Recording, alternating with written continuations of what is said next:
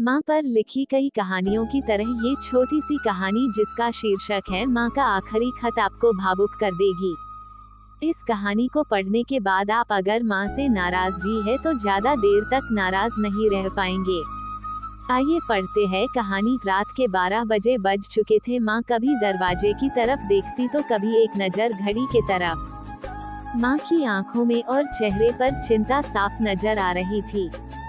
थोड़ी ही देर में दरवाजे की घंटी बजी। माँ ने काफी तेजी से दरवाजा खोला और सामने बेटे विक्रम और बहू मान्यता को देखकर पूछा, इतनी देर क्यों हो गई?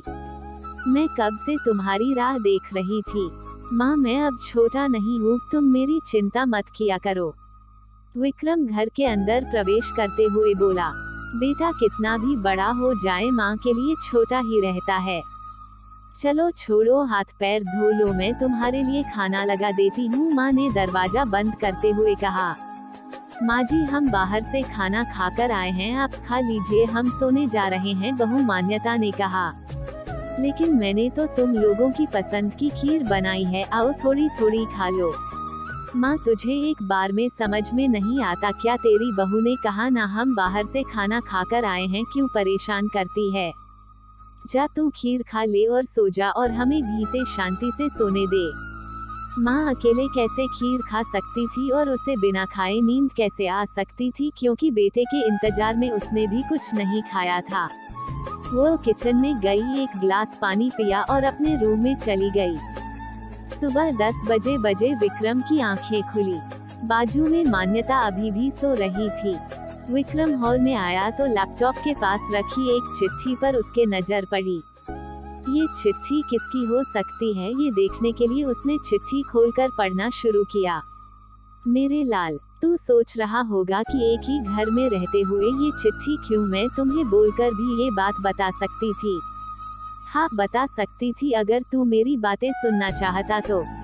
किसी एक्सप्रेस गाड़ी की तरह तू आता है और कुछ ही पलों में निकल जाता है। खैर वो सब जाने दो, कल तुम्हारा जन्मदिन था इसलिए मैंने खीर बनाई थी। सोचा कम से कम आज के दिन साथ में बैठकर खाना खाएंगे। मगर मैं ये बात बोल गई थी कि मेरा बेटा बड़ा हो चुका है, तो अपने दोस्तों के साथ पार्टी करके खाना खाकर आया। चलो, मुझे इस बात की खुशी ही हुई मेरी दवाइयाँ खत्म हो गई है। मैंने कुछ दिनों पहले तुझे दवाई की एक चिट्ठी दी थी, अगर वक्त मिले तो वह दवाई मुझे लाकर देना, मुझे थोड़ी राहत हो जाएगी। विक्रम को याद आया कि 4-5 दिन पहले माँ ने एक दवाई की चिट्ठी दी थी। उसने अपने ऑफिस के बैग में जाकर उस चिट्ठी को तलाशा और उसे खोलकर देखा। उसमें लिखा था, मुझे ऐसी दवाई लाकर दो जिससे मैं अपने बेटे को भुला सकूं। विक्रम को रियलाइज हुआ कि मुझसे बहुत बड़ी गलती हो गई है।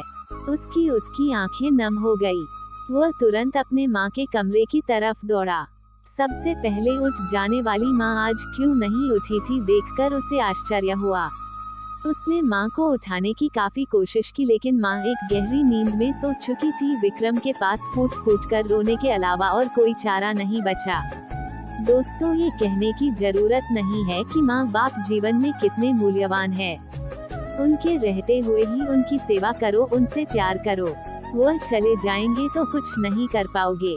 ऐसी ही पारिवारिक कहानियाँ हर दिन आप तक पहुँचे, इसलिए आप हमारे चैनल से जुड़ सकते हैं और सुन सकते हैं ऐसी ही बेहतरीन, इंटरेस्टिंग और भावुक कहानियाँ सीधे अपने फोन पर।